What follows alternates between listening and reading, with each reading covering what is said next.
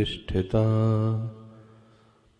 मनो मे वाचि प्रतिष्ठितम् आविराविर्मयधि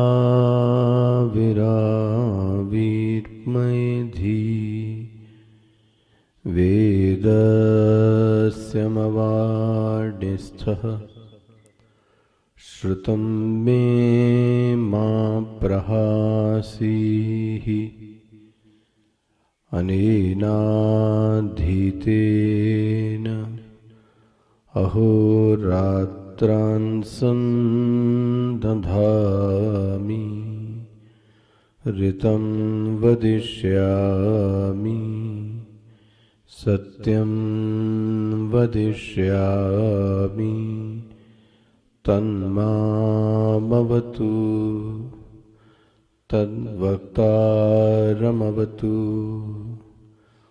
अवतु माम् अवतु वक्तारम् अवतु वक्तारम्। ॐ शान्तिः शान्तिः शान्तिः। सदाशिवसमारम्भां शङ्कराचार्यमध्यमाम् अस्मदाचार्यपर्यन्तां वन्दे गुरुपरम्परां शङ्करं शङ्कराचार्यं केशवं वादरायणं सूत्रभाष्यकृतौ वन्दे भगवन्तौ पुनः पुनः भगवन्तौ पुनः पुनः भगवन्तौ पुनः पुनः। ओमाप्यायन्तु मम वङ्गानि वाक्प्राणचक्षुश्रोत्रमथो बलम् इन्द्रियाणि च सर्वं ब्रह्मोपनिषदं माहं ब्रह्म निराकुर्यां मा ब्रह्म निराकरोत् अनिराकरणमस्त्वनिराकरणं मे अस्तु तदात्मनि निरतेय उपनिषत्सु धर्माः ते मयि सन्तु ते मयि सन्तु। ॐ शान्ति शान्ति शान्तिः। यो वा एतामेवं वेद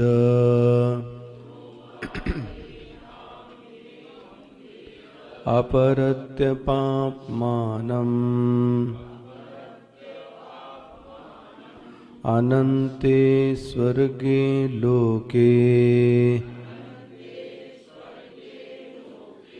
ये ये प्रतितिष्ठति प्रतितिष्ठति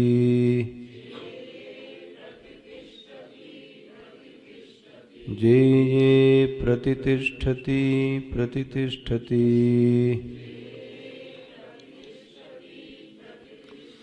इति चतुर्थखण्डः।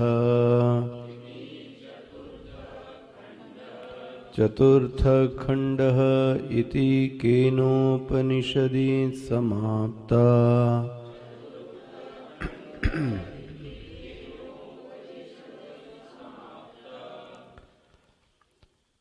यो वा एताम् ब्रह्मविद्यां केनेषितम् इत्यादिना यथोक्ताम् एवं महाभागां ब्रह्म देवेभ्यः इत्यादि स्तुतां सर्वविद्या प्रतिष्ठां वेदाम् अमृतत्वं हि विन्दते इति उक्तम् अपि ब्रह्मविद्या फलम् अनन्ति निगमयते। अपरत्य पापमानम् अविद्या काम कर्म लक्षणं संसार बीजं विधूय अनन्ते अपर्यन्ते। स्वर्गे लोके सुखात्मने सुखात्मके ब्रह्मणि इति एतत्। अनंत इति विशेषात् न त्रिविष्टपे। अनंत शब्दः औपचारिको अपि स्यात् इति अतः आह। जेयः इति जेये ज्यायसि सर्वं महत्तरे स्वात्मनि मुख्य एव प्रतितिष्ठति न पुनः संसारम आपद्यत इति अभिप्रायः। इति श्रीमद् परमहंस परिव्राजकाचार्य श्रीमच्छंकरः भगवत्पादकृतौ केनोपनिषदि पदभाष्ये चतुर्थ खण्डः समाप्तमिदं श्रीमच्छंकराचार्य विरचितं तलवोकारोपनिषदि अपरपर्याये केनोपनिषदि पदभाष्यम्। यौसौ सर्वेश्वरः विष्णु सर्वात्मा सर्वदर्शनः शुद्धो बोधां बोधि साक्षात् सोहम नित्यो भय प्रभु। इति श्रीमद् परमहंस परिव्राजकाचार्य श्रीमच्छुद्धानंद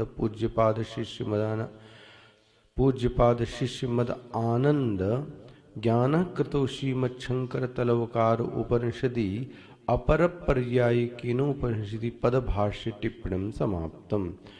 इति चतुर्थ खण्डः श्रीमद् परमहंस परिव्राजकाचार्य यतीन्द्र कुलतिलक कैलास पीठाधीश्वर महामंडलेश्वर स्वामी विद्यानंद गिरि विरचिता केनोपनिषद शंकर भगवत पादरचित पदभाष्यम विद्यानंदम इति अक्षराम हिंदी व्याख्या समाप्ता। श्री शंकर प्रियनाम।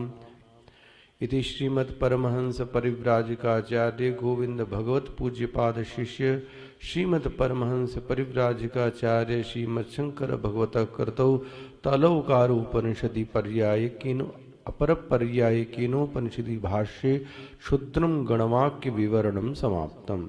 इति श्रीमद् परमहंस परिव्राजकाचार्य श्रीमद् गोविंद भगवत पूज्यपाद शिष्य श्रीमद् परमहंस परिव्राजकाचार्य श्रीमच्छंकर भगवत कृतौ सामवेदीय तलौकार शाखा उपनिषद शुद्ध गणे वाक्य विवरणे भाष्ये श्रीमद् परमहंस परिव्राजकाचार्य श्रीमद् आनंद ज्ञान विरचिता व्याख्या समाप्ता। इति चतुर्थ खण्डः श्रीमद् परमहंस परिव्राजकाचार्य यतीन्द्र कुलतिलक कैलास पीठाधीश्वर महामंडलेश्वर स्वामी विद्यानंद गिरि विरचित केनोपनिषदि शंकर भगवत्पाद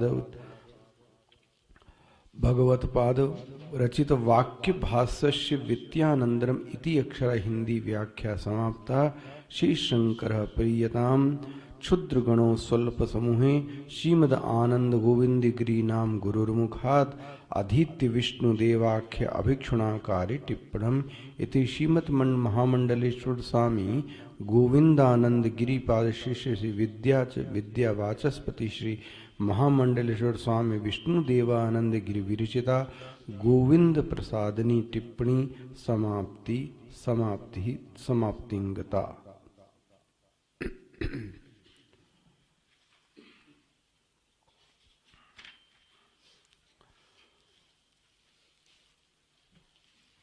सुश्रुति आखिरी में फलश्रुति को हमारे सामने रखती है। यो वा एताम एवं, जो इस ब्रह्म विद्या को जान लेता है उसके जानने मात्र से ही, लेकिन शर्त है एताम और एवं, ऐसा जान लेने पर जैसा आचार्य ने अपने मुख से बताया था उसके सभी पाप नष्ट हो जाते हैं। अपरत्य पापमानम, और उसको एक ऐसी स्थिति, एक ऐसे लोक, एक ऐसी अनुभूति की प्राप्त होती है, उसको बोलते हैं स्वर्गे। स्वर्गे मतलब सुखे, लोके मतलब स्थिति, अनुभूति।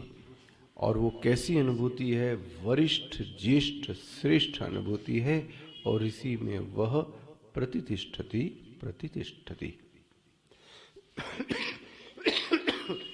हमारी जो चर्चा चल रही थी वह यह चल रही थी कि जो सुख की मांग है हमारी, उस सुख की मांग में जो सबसे बड़ा विशेषण हमको चाहिए वह सुख की थी स्वाधीनता। यदि ये स्वाधीनता नामक गुण आ जावे तो अन्य गुण अपने आप क्या हो जाएंगे? आ जाएंगे। तो अन्य कौन कौन से गुण थे? तो एक तो पहला क्या हो गया? स्वाधीनता। दूसरा निराश्रय। तीसरा स्थायित्व होना, उस गुणों में तीव्रता होवे और वह गुण जागृत होवे, और वह समाप्ति में भी व्यक्ति को क्या करे? सुख प्रदान करे। यही हमारी सुख की क्या है? मांग है।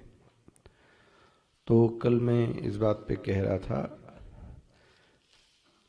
सुख तो सुख है, चाहे वो तामसिक होवे चाहे वो राजसिक होवे, लेकिन उस तामसिक और राजसिक सुख को उत्कृष्ट सुख की संज्ञा नहीं दी जा सकती। जो शब्द यहां यूज किया गया है, ये सुख तो सुख है, लेकिन सुख को सर्वोत्तम सुख बनाने वाली चीजें क्या है? जो उसको उत्कृष्ट बना दें, जो उसको अल्टीमेट बना दें। तो कल मैं कह रहा था सबसे ज्यादा सर्वोत्तम सुख को जो चीज है बनाने वाली, वो है स्वाधीनता। तो उल्टा कर लें, जितना पराधीन उतना जो सुख है वो कैसा है? निकृष्ट। एक मेरे ख्याल ये दिमाग में आपके बैठ गया हो। अब आप देखो, हम लोगों को जो भी सुख प्राप्त होता है वो कैसा सुख है? पराधीनता। ऐसे सुख को उतना ही निकृष्ट सुख कहा जाता है, जिसके लिए आपको किसी की क्या पड़े? आवश्यकता पड़े। अच्छा भाई, तो अब कल मैं कह रहा था, फल जो सुख है वह स्थूल भी है और सूक्ष्म भी है। जो आयास से सुख प्राप्त होता है वह स्थूल है, जो सत्संग में प्राप्त होने वाला सुख है वो क्या है? सूक्ष्म है। अच्छा, सूक्ष्म फल नित्य है तुलना में। नहीं समझ में? बोले एक भोजन का स्वाद मिला होगा रात में, तो वह सुख कितनी देर रहा? थोड़ी देर तक। लेकिन अगर किसी को सत्संग में एक विचार का सुख मिल जावे तो वो उसको कितना रहता है? पूरा दिन रहता है। और कहीं वह विचार उसकी क्या कहा जाए, उसके जीवन में लग जाए तो पूरा जीवन उसका क्या रहता है? आनंदित। तो ये जो सुख हुआ कि कैसा हुआ? देखो आप, हुआ कि नहीं? तो ये इसको बोलते हैं सुख में सूक्ष्मता का निवास करना। अच्छा, कल एक चीज की बात नहीं की थी।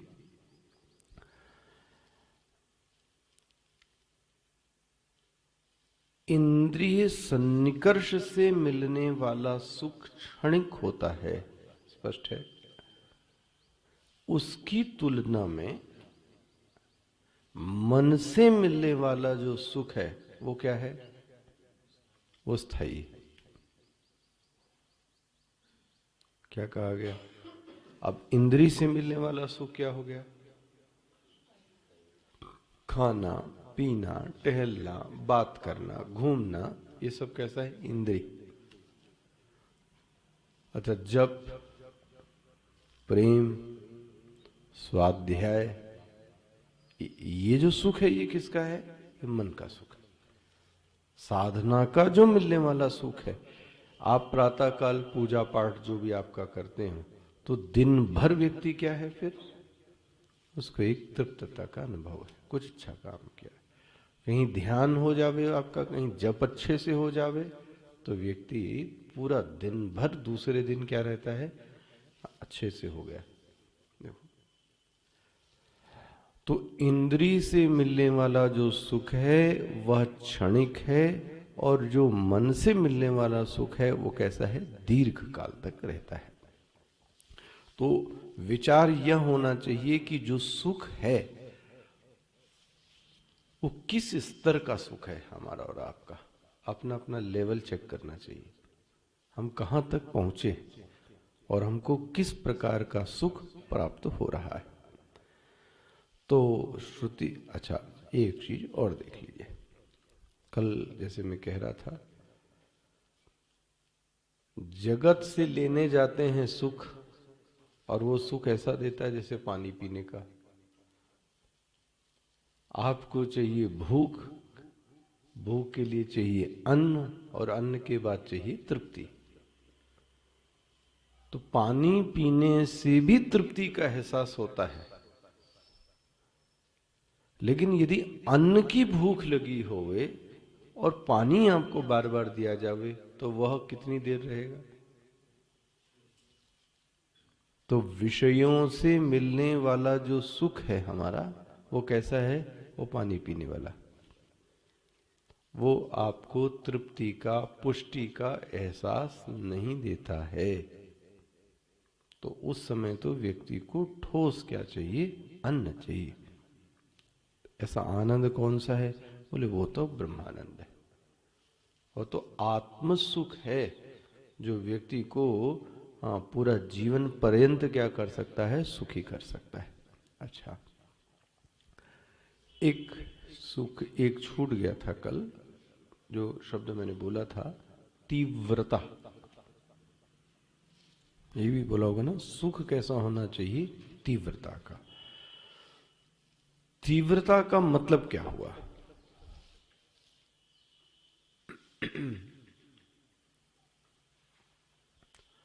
तीव्रता का सुख का मतलब क्या हुआ?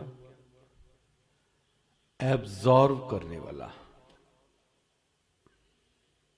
ऐसा सुख जो आपको क्या कर ले? एब्जॉर्व कर ले, तन में बना दे, उस सुख में समा जावे, सब कुछ एब्जॉर्व कर ले। ऐसे सुख को क्या कहेंगे? ये तीव्र सुख है। बोले इसका लक्षण क्या है? इस सुख में यदि तीव्रता का सुख मिलने लगता है, तो फिर अन्य विषय के लिए चित्त उपलब्ध ही नहीं होता। ये लो, देखो, ये विशेष लक्षण है, ध्यान दीजिएगा। जैसे ही आप ऐसे एक सुख में लगे कि अब आपका मन अनअवेलेबल है, क्यों? क्योंकि एक में इतना इनग्रॉस्ड है एक्चुअली में कि दूसरे विषय के लिए मौजूद है ही नहीं। इसको मैं बोल रहा था एब्जॉर्विंग। जैसे कि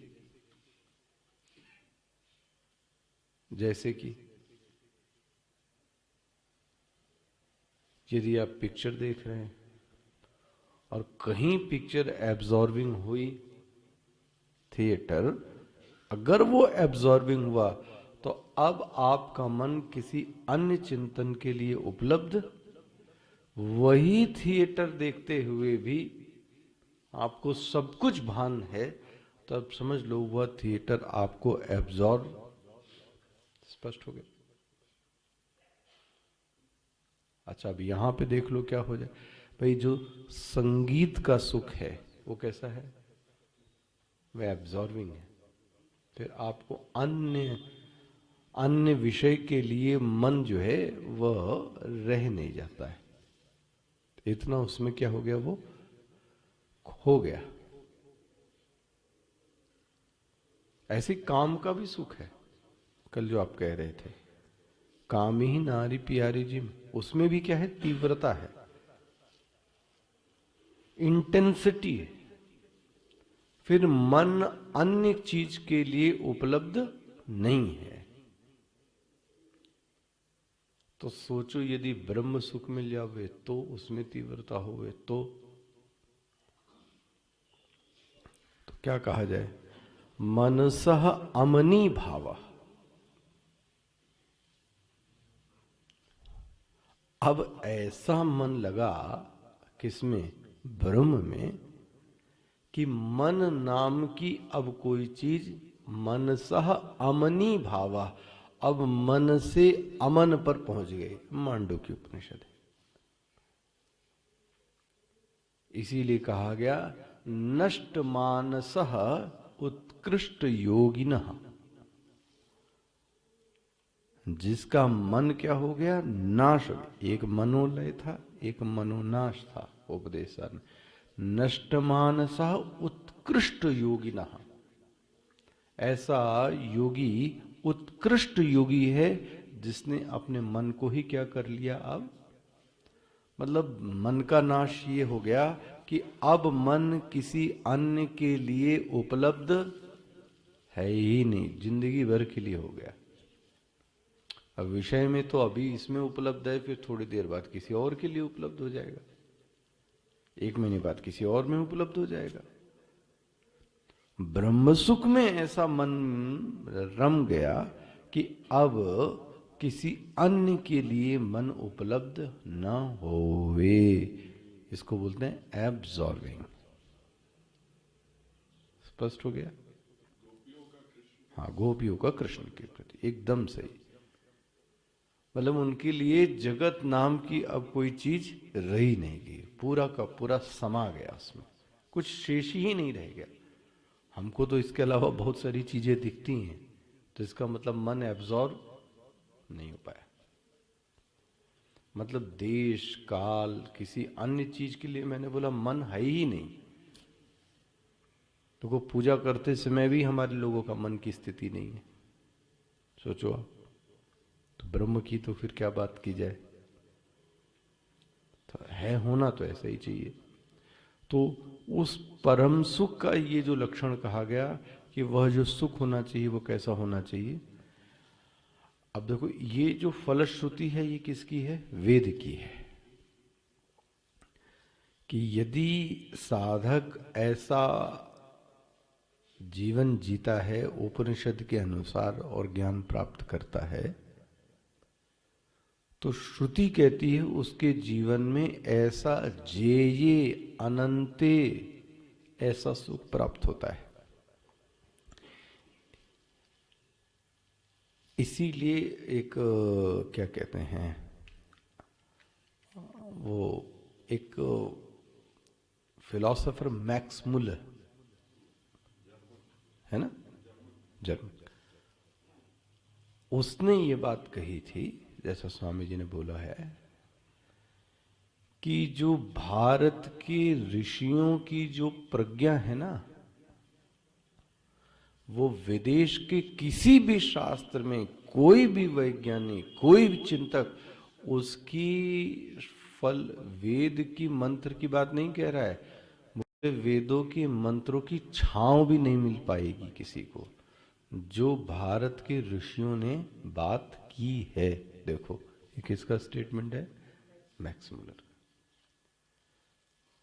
जो भारत के ऋषियों ने जिस बात कही है, जो दर्शन की, हम पाश्चात्य लोग उसकी छां भी, वहां तो छोड़े बोले हो तो छां भी प्राप्त नहीं कर सकते। हम लोग वहां पहुंच ही नहीं सकते, क्योंकि अगर आप थोड़ा सा विदेश वालों से बात करो तो आपको लगता है कि इनको कोई भी चीज की समझ वास्तव में सिर्फ पैसा पैसा पैसा पैसा, सुख सुविधा, शॉपिंग मार्केटिंग, सोना, शॉपिंग मार्केटिंग, सोना, इसके अलावा कुछ नहीं पता जीवन क्या है, कौन जेय, कौन ब्रह्म, कौन इंद्री, कुछ पता ही नहीं। और जिसको ये पता होवे तो वो देखता है तो उसको हंसी आती है कि यही ही पूरा क्या है ये। एक मॉल से दूसरे मॉल, एक पिज्जा से दूसरा पिज्जा, फिर दूसरे देश चले गए, फिर वही सोच सब आ गए, फिर सेक्स कर लिया, फिर किसी और पार्टनर से मिल गए, फिर कहीं घूम घाम आए, इसके अलावा और कुछ भी नहीं। बौद्धिक उन्नयन के नाम पर, और वो भी बौद्धिक उन्नयन वेद का जो कहा गया, ओ हो, सब शून्य। सोचो आप तो क्या होगा जीवन का। इसलिए मैक्स मुलर ने बोला है कि जो भारतीय दर्शन का जो चरम है उसकी तो छां भी पाश्चात्य लोग ग्रहण नहीं कर सकते। वो इसी फलश्रुति को देख के कारण ही बोला होगा। स्पष्ट हुआ? अच्छा देखिए, तो क्या बोलते हैं, वेदम योहवा, जरा देखिएगा, योहवा वेदम एताम एवं, जिसने इसको जान लिया, बोलते हैं पहला तो एक यही काम हो गया, उसके जो सभी पाप थे वो जानते ही नष्ट हो गए। मुझे तो इसका अर्थ ही समझ में आया कि यदि ब्रह्म विद्या प्रतिष्ठित हो गई तो कर्तापन के और भोक्तापन का ही क्या हो गया। जब ये कर्ता और भोक्तापन ही नहीं बचा तो पाप तो उसका सब क्या हो गया। जब अंदर ही नहीं रह गया कर्ता और अंदर ही नहीं रह गया भोक्ता, तो फिर वो पाप और पुण्य क्या करेगा। तो सही बात है, पाप मानम। तो जरा इसके भाष्य को देखिएगा कैसे बोलते हैं। क्या है भाष्य, देखिए, यह वह यो वा एताम, यह मतलब वह, कौन वह, जो साधन चतुष्टय संपन्न अधिकारी है वह, सब लोग नहीं। स्वामी जी ने बोले योवा जो ऐसा प्राणी है तो किसी ने बोला प्राणी है मतलब महाराज जी कुत्ता बिल्ली भी आ गए, बोलते हैं भाई आ सकता है। अगर नंदी साधन चतुष्टय संपन्न होवे तो है ही है नंदी भगवान शिव का। अगर शिव का भगवान विष्णु का गरुण होवे या कागभूषुंडी जी होवे, वो कैसे हैं, वो तो साधन चतुष्टय संपन्न। इसलिए वो बोलते हैं प्राणी शब्द ज्यादा अच्छा है। मनुष्य तो ही है, प्राणी भी हो सकता है, कोई भी प्राणी हो सकता है। तो ऐसा साधन चतुष्टय संपन्न योवा एताम, एताम मतलब किसको जानता है, बोलते हैं ब्रह्म विद्याम। देखो भाष्य देखिए, किसको जानता है, ब्रह्म विद्या को। बोले ये ब्रह्म विद्या क्या थी महाराज, बोले केने शितम इत्यादिना, अभी अभी तुमको पढ़ाई गई। बोले क्या चीज, बोले केनोपनिषद, कीनी नहीं केनोपनिषद है ना, केनोपनिषद यथोक्तम एवं, ये अभी भी पढ़ाया गया ना केनोपनिषद। बोले यही ही क्या है, ब्रह्म विद्या है। बोलते हैं इसका देखो क्या विषय, महाभागाम। जैसे कोई बड़ा पुरुष होता है उसको क्या बोलते हैं, महाभाग, शंकराचार्य महाभाग। तो ये स्त्री है, उपनिषद स्त्रीलिंग हुआ तो क्या बोलते हैं, महाभागाम। ये उपनिषद कैसी है, बोले महाभागा है। अच्छा भाई, ब्रह्म देवेभ्यो इत्यादि स्तुताम, इसी उपनिषद की स्तुति की गई है आख्यायिका के माध्यम से। सावधानी, क्या कहा गया है, उपनिषद की स्तुति की गई है। किससे की गई है, आख्यायिका से, कि जिससे उपनिषद लोगों को और समझ में आ जावे। बोले स्तुति किससे की गई? बोले आख्यायिका से। बोले कौन सी? ब्रह्म देवेभ्यो विजिज्ञे। आ गया आपको? इत्यादि स्तुताम, इससे क्या की गई है? स्तुति की गई है। किसकी? उपनिषद की। और देखो भाष्यकार कितना अच्छा बोलते हैं, सर्व विद्या प्रतिष्ठाम। देखो जी, सर्व विद्या प्रतिष्ठाम। महाराज ये सभी विद्याओं की क्या है? प्रतिष्ठा है। वाह! सभी, अरे इसी विद्या के अंदर सभी विद्या समाई हुई हैं। सभी विद्याओं का अंत इस ब्रह्म विद्या में ही है। देखो ये 1 नंबर पर टिप्पणी में क्या लिखते हैं? क्या लिखा है टिप्पणी में? सर्व विद्या प्रतिष्ठा, सर्वासु विद्यासु प्रतिष्ठासु पूज्यत्वम उत्कर्षः। वाह! सभी विद्याओं में जो पूजनीय है। वाह! देखो विद्याएं तो बहुत सारी है, तारक मारक बहुत सारी विद्याएं, लेकिन उन सभी विद्याओं में सर्व विद्या प्रतिष्ठासु पूज्यत्वम उत्कर्षः, जिसमें पूज्यत्व का भाव है, जो व्यक्ति को उत्कर्ष की ओर लेके जा सकती है, वो कौन सी है? बोलते हैं वह ब्रह्म विद्या है। और यही नहीं, भगवान ने बोला अध्यात्म विद्या विद्या नाम भगवतः उक्ते। देखो जी, कहां बोला है ये? भगवत गीता में। अभी आप पढ़ रहे थे विभूति योग। अध्यात्म विद्या, विद्याओं में मैं कौन सी विद्या हूं? तो बहुत सारी विद्याएं हैं, लेकिन भगवान बोलते हैं विद्याओं में मैं ब्रह्म विद्या हूं। मिल गया? अगर किसी को जानना ही है तो कोई विद्या मत जानो, इस ब्रह्म विद्या को जानो। उस ब्रह्म विद्या में मैं साक्षात, इसीलिए इस विद्या को क्या बोलते हैं पता है आपको? श्री विद्या। इसी ब्रह्म विद्या को क्या बोलते हैं? श्री विद्या। इसी को आप क्या बोलते हैं? अध्यात्म विद्या। है क्या? तो अध्यात्म विद्या विद्या नाम, विद्याओं में मैं कौन हूं? मैं ब्रह्म विद्या हूं। सर्वानाम विद्यानाम प्रतिष्ठाम परिसमाप्त्याम यत्र वाम सर्वाम कर्माखिलम पार्थ ज्ञाने परिसमाप्यते इति उक्ते है। देखो जी, अरे बोले जितने भी कर्म हैं, सर्वम कर्माखिलम, सभी के सभी कर्म ज्ञान में ही समाप्त होते हैं। बात तो सही है। सभी के सभी कर्म किसमें समाप्त हो गए? किसी न किसी क्या समाप्त हुए? ज्ञान में। तो मानो कि जैसे कोई एक व्यक्ति एमए कर ले, कोई पीएचडी करे, तो उस एमए और पीएचडी की डिग्री में कक्षा 5 की स्थिति भी, कक्षा 5 की भी पढ़ाई क्या हो गई? मर्ज हो गई, नहीं समा गई कि नहीं समा गई? कक्षा 9 की पढ़ाई भी उसमें क्या हो गई? समा गई। जैसे सारी नदी, सर्व्या जितनी नदियां चल रही, चलते चलते चलते अपने को कहां समा गई? सब सम सर्वे सरिताहा, हाँ अंबु जलधि, उसमें क्या हो गई? सब में समा गई।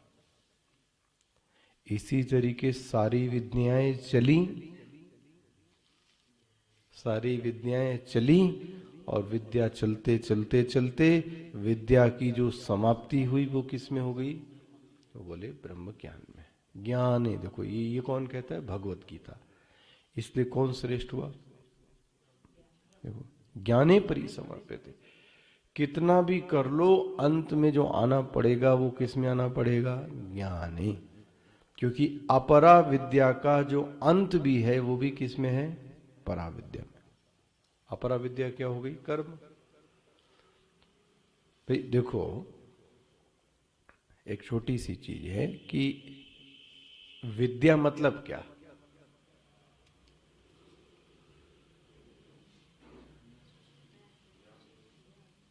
हाँ, विद्या क्या होगी? विद्या की परिभाषा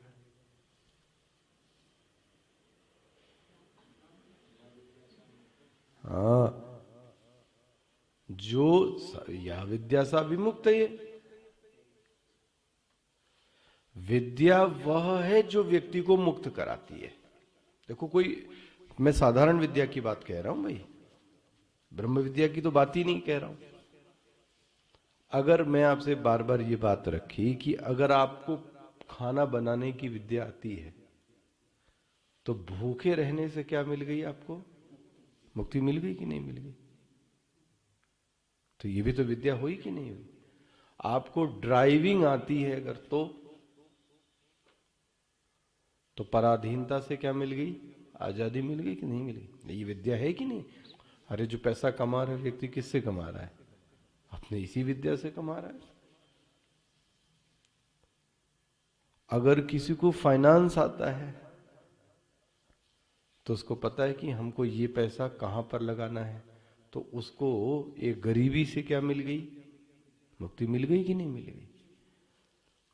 तो ये तो छोटी छोटी चीजें। अच्छा, जिसको ब्रह्म विद्या आ गई,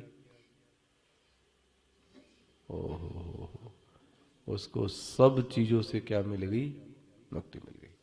सब चीजें आ गई उसको। एक्चुअली में एक को जानने से सब विद्याएं प्रवेश कर जाती हैं ज्ञानी में, अगर वो चाहे तो। आप आगे पढ़ेंगे ये, अगर वो चाहे जाए तो, क्योंकि सब विद्याओं का जो सार है वो उसको क्या हो गया? पता लग गया। हर विद्या को जानने की आवश्यकता नहीं है। जिसने ब्रह्म विद्या को जान लिया उसने सभी विद्याओं के सार को क्या कर लिया? जान लिया। अच्छा देखो, विद्या जैसे कानून की विद्या जानो, कानून की, स्वामी जी ऐसा कहते थे कि देखो, महात्मा गांधी, लोकमान्य बाल गंगाधर तिलक और जितने ये जो हुए, ये सब के सब बैरिस्टर हुए, सबके सब बैरिस्टर। अच्छा, पढ़ा किसके अंडर में? हाँ, अंग्रेजों के अंडर में। और भारत को आजादी किससे दिलाई? उन्हीं से पढ़कर, उन्हीं से पढ़कर उन्हीं के खिलाफ भारत को क्या किया? ये देखो, ये विद्या है।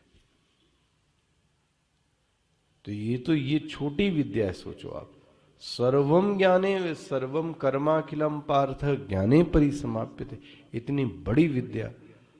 तो बोलते हैं, भगवत गीता तो बोलती है पूरा कर्म समाप्ति ही किस में होता है? ज्ञाने। इसीलिए सभी विद्याओं की जो प्रतिष्ठा है वो किसको कहा गया? इस ब्रह्म विद्या को। अब ये स्पष्ट हो गया। ये शब्द क्या हो गया? सर्व विद्या प्रतिष्ठाम वेद अमृतत्वम ही विंदते। देखो, जो इस अमृत तत्व को कोई जान गया, इति युक्तम अपि ब्रह्म विद्याम फलम अनंते, ऐसे व्यक्ति को फिर तो अनंत फल, आहा, ऐसा अविनाशी फल की प्राप्ति हो जाती है। जब विद्या से ही ऐसे फल की प्राप्ति होती है तो ब्रह्म विद्या से तो फिर सही ही कहा जा रहा है। उत्तम अपि क्या कहा गया? अनंत फल की उसको प्राप्ति हो जाती है। भाष्यकार कहते हैं, थोड़ा सा तो आपको ये बता दें, अपरत्य पापमानम, मिल गया भाई? ये क्या कह रहे हैं? अपरत्य पापमानम, इसके जानने से जो पाप थे वो क्या हो गए? वो नष्ट हो गए। तो एक पूर्व पक्ष है, तो पाप नष्ट हो गए तो क्या पुण्य बच गए? प्रश्न आया सामने? तो फिर पुण्य क्या बच गए क्या? अरे बोले, ब्रह्म विद्या के तो जानने मात्र से, हाँ, सारे पुण्य और पाप सब क्या हो जाते हैं? पुण्य भी चले गए। पाप की बात क्या कहें, ब्रह्मज्ञानी के लिए ना तो कोई पुण्य है, ना तो ब्रह्मज्ञानी के लिए कोई, तो मंत्र आता है ना, क्या बोलते हैं, गीता को बोलो मंत्र, ना उसके लिए पाप है ना उसके लिए पुण्य।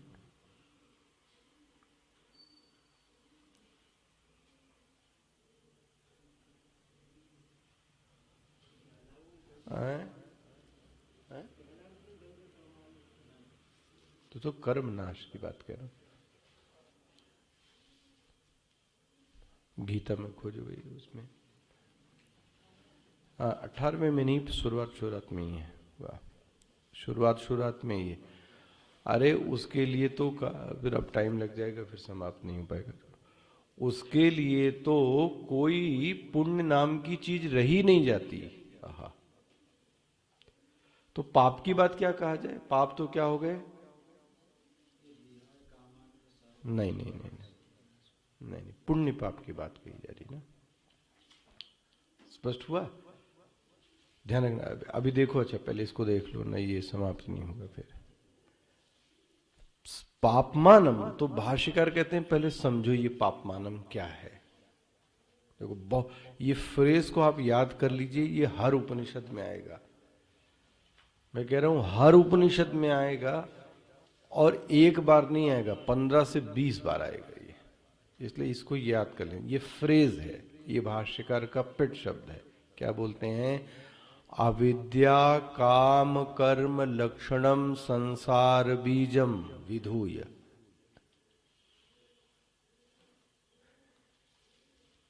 ये संसार का बीज है। बोले क्या बीज है, अविद्या काम और कर्म, इसी को पाप बोलते हैं। ये तीनों को मिला के पाप बोलते हैं। देखो क्या है, पहला, व्यक्ति कर्म का अनुष्ठान करता ही कब है,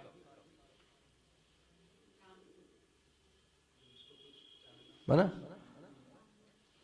कर्म का अनुष्ठान तो तभी होगा जब उसके मन में कोई इच्छा प्राप्त होगी, कामना होगी। बिना कामना हुए तो वह, ये तो स्पष्ट हो गया। अच्छा, उस व्यक्ति में कामना का उदय कब है, हा?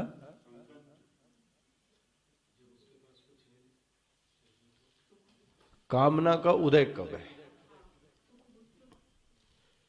भाई, कामना करता ही इसलिए है जिससे उसको क्या प्राप्त हो जाए, सुख।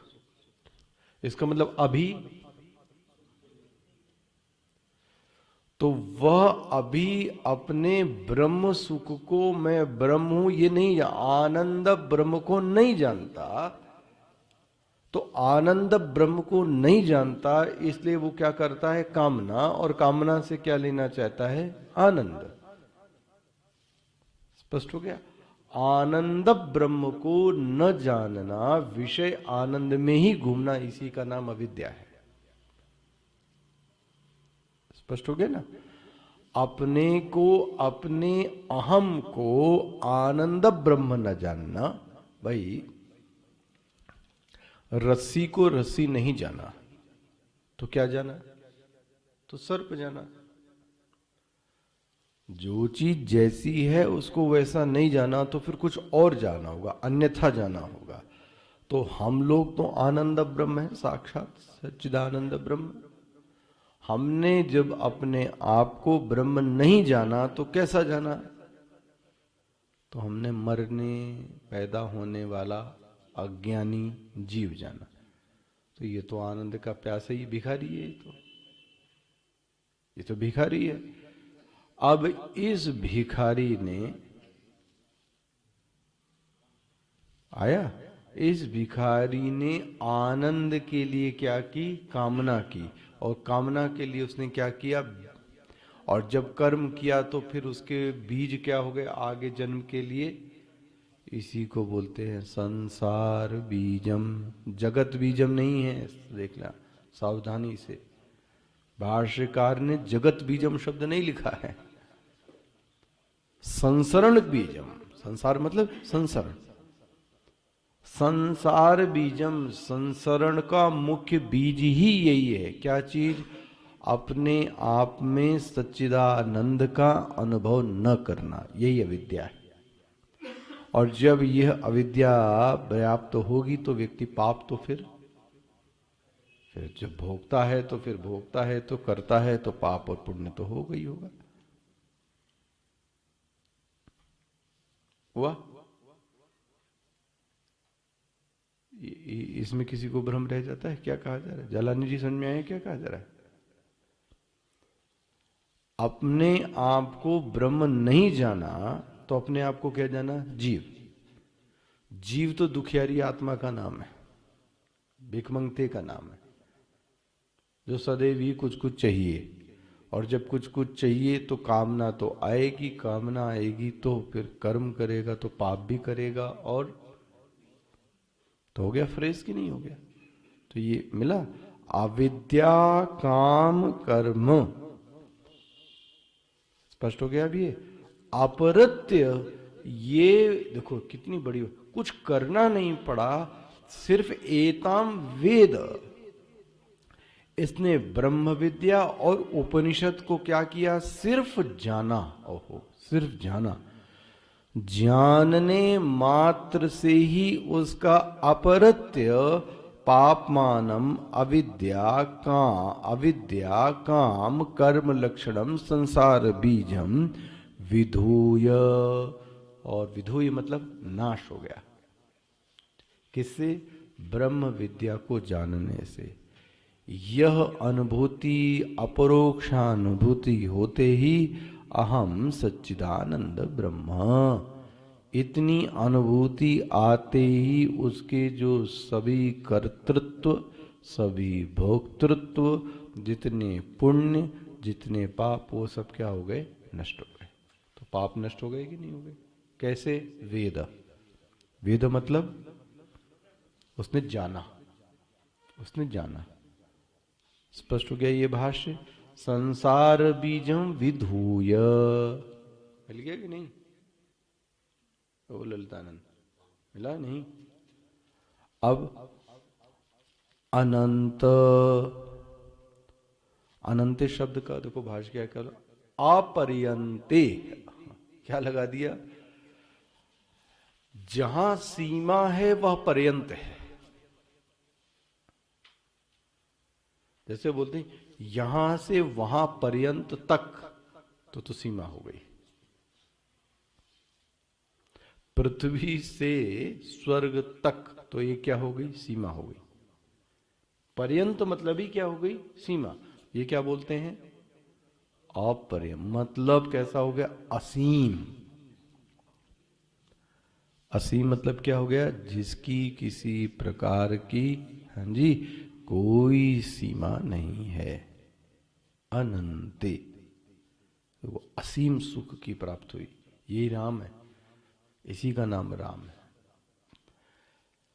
हो गया अनंते, अ शब्द मिल गया, अपर्यंते स्वर्गे लोके, स्वर्गे लोके मतलब सुखम आत्म के ब्रह्मणी इति, वो ब्रह्म सुख में महाराज वो तप्रोत निमग्न हो गया। ऐसे ब्रह्म सुख को ही यहां श्रुति क्या बोल रही है? स्वर्गे लोके। स्पष्ट हो गया ये चीजें? कोई रह गया इसमें शब्द? अच्छा, अनंत, एक चीज और देख लो,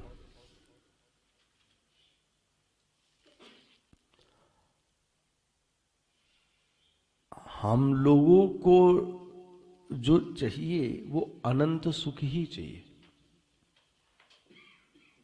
बोले ये आप क्या कहना चाह रहे हैं? वो अन्य दर्शन क्या बोलते हैं? दुखों की निवृत्ति। जैसे योग दर्शन, सांख्य दर्शन, हमको दुख की निवृत्ति नहीं, हमको परमानंद चाहिए। अन्य दर्शन तो सिर्फ दुखों की निवृत्ति को ही बताते हैं। वेदांत कहता है दुखों की निवृत्ति मेरा लक्ष्य नहीं है, मेरा लक्ष्य तो परमानंद की क्या है? प्राप्ति है। देखो ये अन्य दर्शनों से वेदांत का क्या है, अलगाव है। देखना, हमारा लक्ष्य दुखों की निवृत्ति नहीं है, ऐसा कह दें, हमारा लक्ष्य चेतन को जानना भी नहीं है। अगर उस चेतन को जानने से आनंद प्राप्त नहीं होता है तो मैं उस चेतन को जान के क्या करूंगा। अच्छा वो नित्य है तो, अच्छा वो चेतन है तो, हम लोगों को क्या चाहिए, आनंद। अब वह चेतन आनंद स्वरूप है, इसलिए हम चेतन को स्वीकार करते हैं। इसीलिए उसका नाम ही क्या पड़ा, सत चित आनंद। सत्तया ही चित, चित्तया अहम। वही सत्य है, वही चित है और वही, स्पष्ट हो गया। सत्य चित आनंद अलग अलग नहीं है, उसी को नित्यता की संदर्भ से सत्य कह दिया गया। ज्ञान से क्या कहा गया, चित, और आनंद तो फिर आनंद ही है, सुख से कह दिया आनंद। तो हमको दुख की निवृत्ति नहीं चाहिए, ये सांख्य दर्शन से अलग है, योग दर्शन से भी अलग है। वहां तो लक्ष्य क्या है, दुख की निवृत्ति। हमको चाहिए परमानंद की प्राप्ति, यही हमारे जीवन का क्या है, लक्ष्य है। तो हमको जो सुख चाहिए वो कैसा चाहिए, अनंत सुख चाहिए। तो वेदांत का जो लक्ष्य है वो क्या है, वो इसीलिए कहा गया यस्त्वात्म रतिदेव स्यात् आत्मतृप्तश्च मानवः। ये तो मंत्र है, यस्त्वात्म रतिदेव स्यात् आत्मतृप्तश्च मानवः। हमको तो आत्म तृप्ति चाहिए,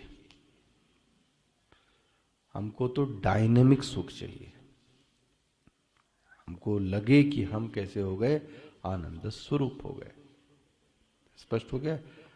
तो आपकी जो ब्रह्म विद्या है वो स्पष्ट कहती ना, तुमको तो हम साक्षात ब्रह्म बनाकर ब्रह्मानंद ही कर देंगे। देखो कितनी बड़ी चीज है।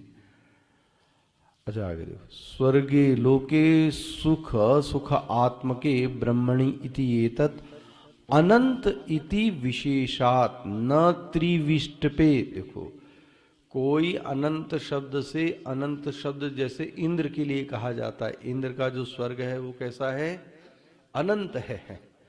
तो बोलते न त्रिविष्टपे, त्रिविष्टपे मतलब इंद्र वाला नहीं है ये सुख।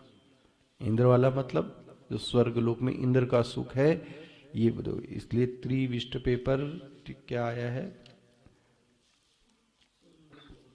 हाँ, सुरलोके द्यौहु दिवे दे स्त्रियाम क्लीबे त्रिविष्णम इति अपरः।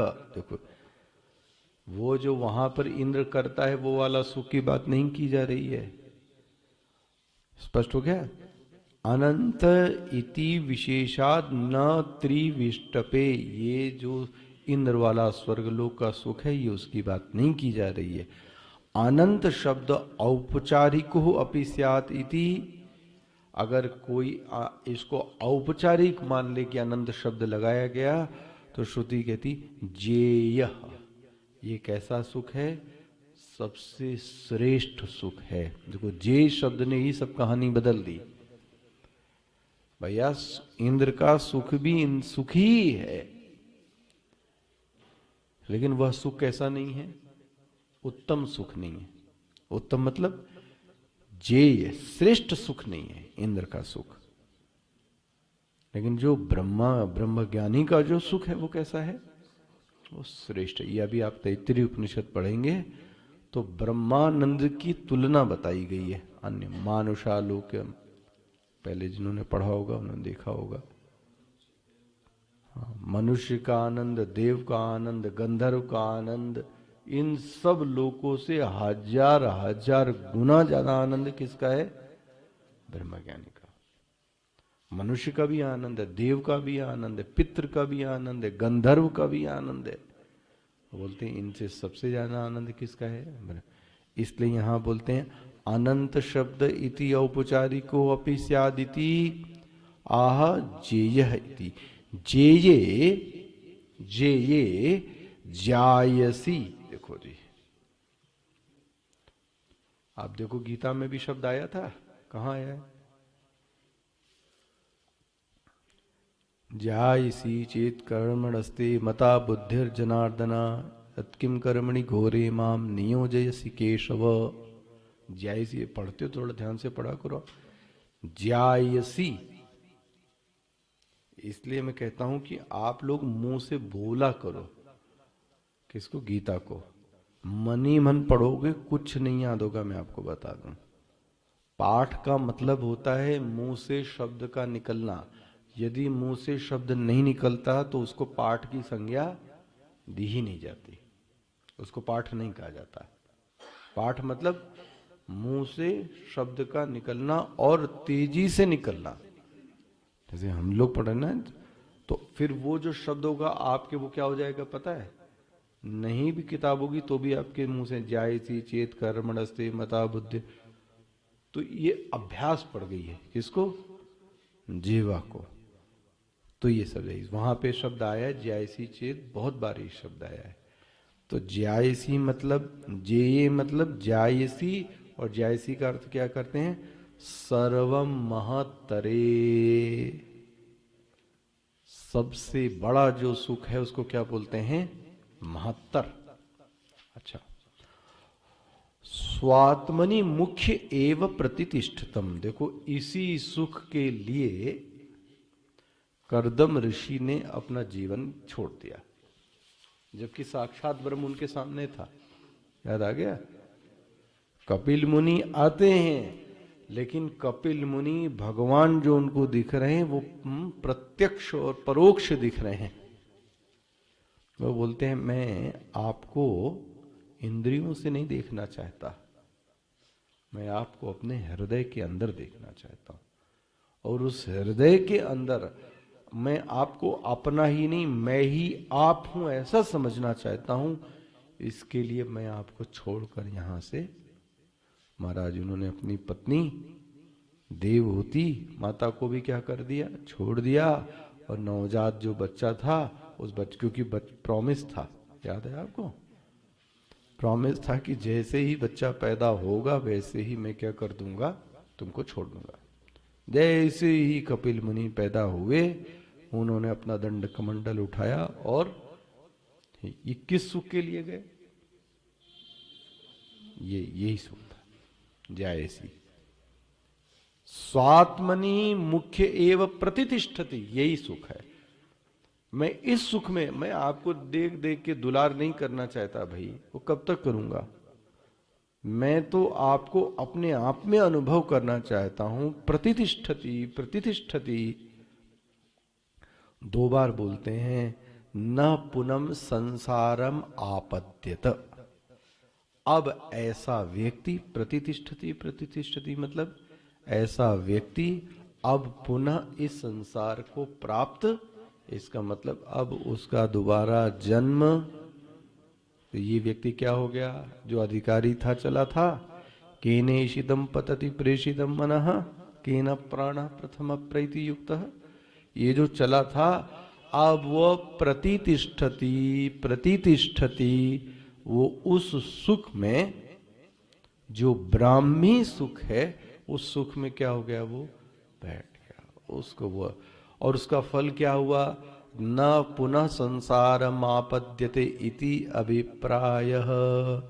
अब उसका जन्म इस पुनः संसार में, और यहाँ पे यह जो केनोपनिषद होता है ये समाप्त होता है। अब आप देखो, ये जो शिष्य परंपरा है वो अपने गुरु के प्रति क्या बोलते हैं?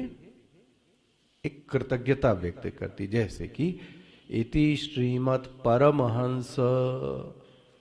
भाई सन्यासियों में कोटि होती है, हंस, परिवंश, कुटी, चक्र, ये सब सन्यासियों में प्रकार होते हैं। सन्यासी भी कई टाइप, कोई देखते हैं आप डंडा लेके वो पीछे तो दंडी स्वामी है, कोई कुटी होते हैं, कोई चक्र होते हैं, कोई हंस होते हैं। हम लोग कैसे हैं? परमहंस। हम लोगों की जो परंपरा है वो कैसी? परमहंसी परंपरा है ना। तो ये कैसे हैं? परम इति परमहंस परिव्राजकाचार्य। श्रीमद शंकर भगवत पाद, भगवान शंकराचार्य जी ने केनोपनिषदि, इस पर भाष्य किसने लिखा? शंकराचार्य जी ने। पद भाष्य चतुर्थ समाप्त इदम मत श्रीमद शंकराचार्य विरचितम तलवकार। देखो कैसा, ये जो उपनिषद था वो कौन सी शाखा का था? तलवकार। कौन सा था? सामवेद था। आप एक तरीके से कह सकते हैं कि आपने किसका अध्ययन किया? सामवेद का। सामवेद में कौन सी? तलवकार शाखा का।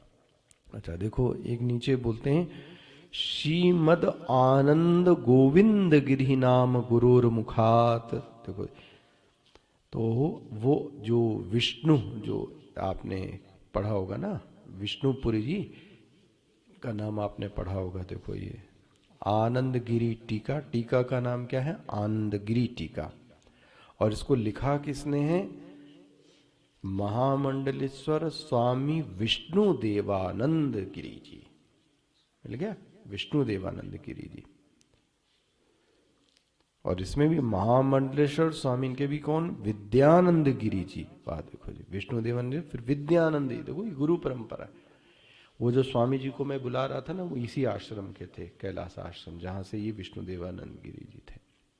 आएंगे वो लोग भी।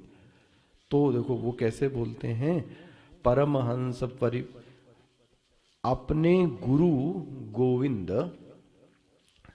है ना, तो बोलते हैं मैंने इस टीका का नाम ही क्या रख दिया? गोविंद प्रसादनी टीका को अपने गुरु के नाम से रख दिया। अपना जो टीका की वो किसने की? इन्होंने की, लेकिन टीका का नाम किस पे कर दिया? गोविंद प्रसादनी टीका कर दी, जिससे कि हमारे गुरु को क्या प्राप्त हो? वे प्रसन्न। श्रीमद आनंद गोविंद गिरि नाम मुखात आदित्य विष्णु देवा आख्या अभिक्षुणाकार ही टिप्पणम इति श्रीमद महामंडलेश्वर स्वामी गोविंदानंद गिरिपाद शिष्य श्री विद्या वाचस्पति श्री महामंडलेश्वर स्वामी विष्णु देवानंद गिरी विरचिता। विष्णु देवानंद जी ने क्या किया? रचा। और अपने गुरु, गुरु कौन है? गोविंद। मिल गया? गोविंदन। तो उन्होंने अपने गुरु के नाम पे टीका ही क्या रख दी? गोविंद प्रसादनी। तो आपने इसमें 3-4 चीजें पढ़ी। क्या चीजें पढ़ी? एक तो पद भाष्य पढ़ा, एक वाक्य भाष्य पढ़ा। ये जो श्रीमद परमहंसार है ना, इसीलिए 4-4 आए।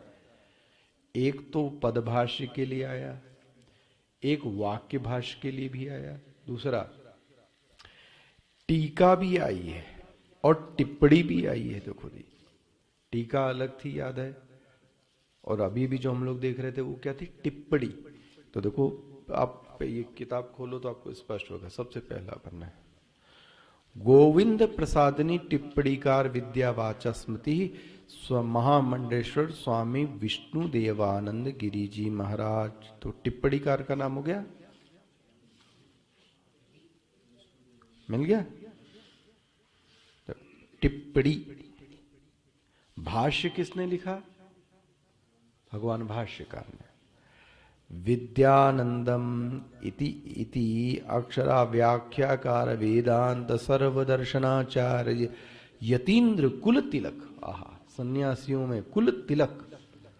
कैलाश पीशादि, ये जो आश्रम है कौन सा है? कैलाश। महामंडलेश्वर स्वामी विद्यानंद गिरी जी महाराज, इन्होंने ये कार्य किया। इस तरीके से ये केनोपनिषद बड़ी विघ्न और बाधाओं के साथ, कितने साल से, शायद 2-2.5 साल हो गया, 2 साल हो गया, 2019 से चालू हुआ था। हाँ क्या? मई महीना 2019। तो 2019 से 2020, 2020 से 2021 और 2022 में प्रवेश करे। तो बड़ी विपदाओं और परेशानियों के, लेकिन गुरुदेव और स्वामी जी जिनकी बुद्धि मुझे प्राप्त हुई, जिनके विचार कुछ प्राप्त हुए, उसके आधार पर मैंने आपको ये पढ़ाने का क्या किया? प्रयास किया। लेकिन अभी हम लोग जो उपनिषद को समाप्त करने का ढंग है कि पहले इस पूरे उपनिषद को क्या करेंगे, पाठ करेंगे। तो कितने हैं इसमें? 18 ही मंत्र हैं, भाष्य तो छोड़ दे। तो मंत्र कितने हैं? तो सोमवार को हम लोग इसका क्या करेंगे, पहले पूरा पाठ कर लेंगे। फिर भाई ईशावास्य उपनिषद में कितने मंत्र थे? हाँ, उसमें कम है। तो 34। तो चौथी, तो जितना ईशावास्य उपनिषद उसका दुगना, मेरे ख्याल 10-20 मिनट में इसका पाठ क्या हो जाएगा पूरा। फिर हम लोग फिर से शुरुआत से देखेंगे पूरा, इसका क्या देखेंगे, एट अ ग्लांस, कि पूरा केनोपनिषद में क्या क्या चीजें बताई गई हैं। तो एक बार आपको हम फिर से पूरा केनोपनिषद दिखाने का प्रयास करेंगे। कब? सोमवार मंगलवार, जितना समय लग जाए। इसलिए सोमवार को यही पुस्तक लानी है, ग्रंथ भी। कौन सा? कि फिर इसका पाठ करके फिर समाप्त करेंगे।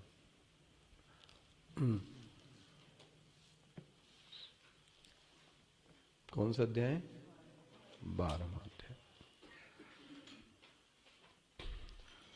ओम श्री परमात्मने नमः। अथ द्वादशोऽध्यायः। अर्जुन उवाच एवं सततयुक्ता ये भक्त